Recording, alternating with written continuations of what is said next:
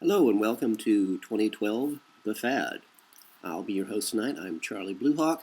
Wanted to chat with you tonight about superwaves. In this particular case, you normally think of waves, you think oceans. Well, tonight I'd like you to think about the air in the sky above our heads, because we, all of us here, live at the bottom of a very, very deep ocean of air. And way up above our heads, there are currents and eddies that constantly move around our planet. You know, a breeze, a wind, you can see the seasons change, the weather change, the clouds moving in and out. Well, quite a lot of these currents and eddies, there are a lot of them, and they move very, very fast. Now, we have all heard of something called the jet stream. It's basically a tunnel of air, a current of air that moves through the sky. And that sometimes jetliners are very lucky because when they can catch a ride inside of a jet stream, if it's going the right way, they cut their travel time down to half. You know, again, if it's going in the right direction. If it's going in the wrong direction, you've got severe problems. You're basically fighting a moving wall of concrete in a plane. So pilots have to go up, they got to go down, they got to go left, they got to go right. They have to get out of that stream or they're just not going to get anywhere. These currents of air move at about 600 miles an hour, roughly. Now, I don't know about you and me, but that's kind of fast. And I said they're usually very high up in the atmosphere. We don't know unless, of course, we're in the plane. Now, let's think about this. What it would be like if a tunnel of air moving at 600 miles an hour touched the Earth. Now, I mentioned to you yesterday about a wall of water moving at the speed of sound right after our planet, our Earth, flips end for end because the brown dwarf companion star, the dead star, that is the boyfriend of our star, our yellow sun, passes through the plane of our solar system between us and our sun. We're going to flip end for end, basically with a backspin on the 8-ball. I mention this because these two events, they have a lot in common. They can both strip the Earth bare down to bedrock. And guess what cannot survive either of these events? You and me.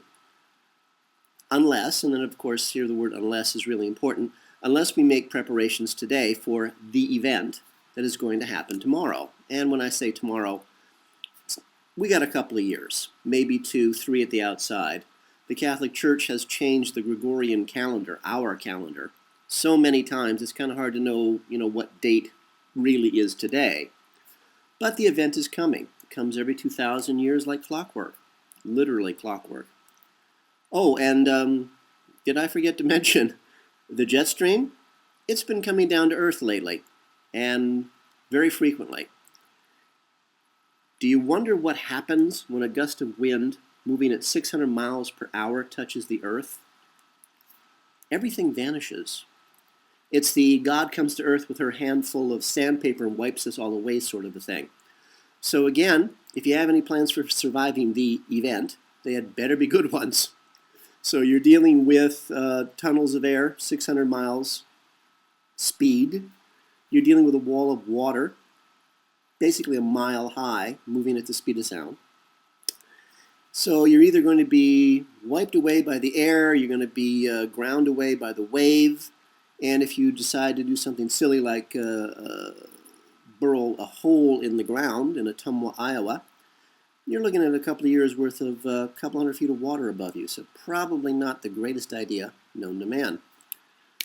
For us here at 2012 FAD, we have our plans, and we will survive and we will prosper, among other things, after the event. Because none of you will be here. Property values will go down severely. But again, if you would like to survive the event, just let us know. Always happy to chat about the world going on without the human race, or at least without 99.999% of it. But here's some more fun facts you might want to look up. Again, please don't take my word for anything, because I'm not the brightest guy on the earth. I'm not a scientist. I'm just a practical working guy. Who's been seeing the signs of this since he was like 10 years old and wondering what the hell was wrong with people. Okay, a couple of interesting facts. One, read the books by Dr. Richard Sauder, S-A-U-D-E-R, about underground cities. What do our masters, the Committee of 300, the Olympians they call themselves, know that they are not sharing with us? The other fun thing to do is try to find people who've been in the mining business, the people who dig tunnels in the earth. Talk to someone, an old timer, somebody who's been there for at least a dozen years or more, and ask them what it's like to be in the mining business. My bet is they will tell you that they don't actually do a lot of tunneling because they keep finding pre-made tunnels running straight as a razor blade through the surface of the earth. They even find man-made ceramic walls buried in deposits of charcoal millions of years old, and these are thousands of feet beneath the Earth's surface. Sort of makes you wonder if maybe someone was here earlier than us and was also hiding from the event. We here at 2012, Thad, we have a plan to survive the event. Do you? And with that, I'm going to wish you all a really good day and keep a good thought.